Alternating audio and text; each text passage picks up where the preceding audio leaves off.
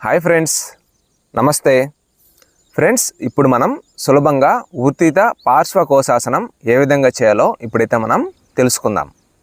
ముందుగా మనం ఈ విధంగా నిల్చున్న తర్వాత ఇప్పుడు కుడి కాలును కొంచెం వెడల్పుగా చాపి రెండు పాదాల మధ్య కొంచెం దూరం ఉండేటట్లు చూసుకోవాలి. ఇప్పుడు రెండు చేతులు ఇలా పైకి లేపుతాం. ఇప్పుడు కుడి పాదాన్ని ఈ విధంగా పక్కకు తిప్పాలి. తరువాత కుడి మోకాలని కొంచెం బెండ్ చేయాలి. ఈ క్రమంలో ఎడమ మోకాలు వంచకూడదు.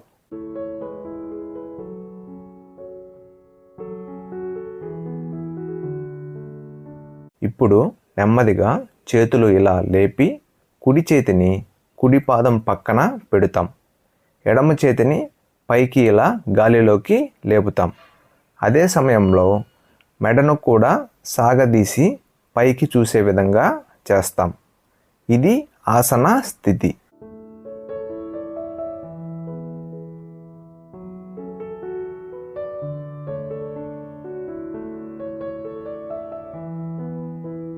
ఈ స్థితిలో నడుము దగ్గర పక్కటెముకలు, కండరాలు పూర్తిగా సాగదీయబడతాయి. అలానే నడుము సైడ్ భాగంలో ఫ్యాట్ తగ్గుతుంది. అదేవిధంగా మజిల్ క్రాంప్స్ తగ్గి తొడల ఫ్లెక్సిబిలిటీ పెరుగుతుంది. ముఖ్యంగా ఈ ఆసనం వలన మన కాళ్ళ భాగానికి మంచి ఫ్లెక్సిబిలిటీ వస్తుంది.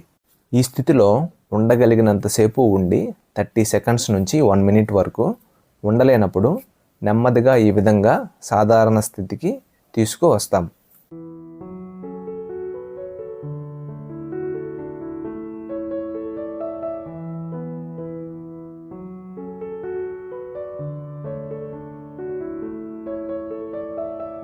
ఇప్పుడు ఇదే విధంగా మరో పక్కకు చేస్తాం.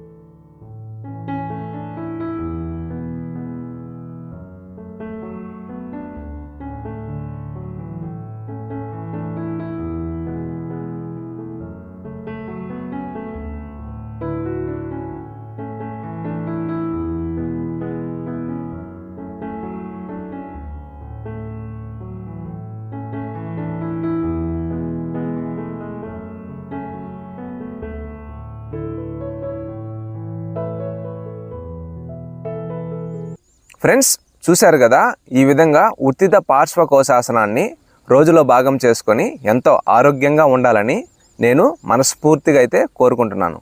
Thank you so much.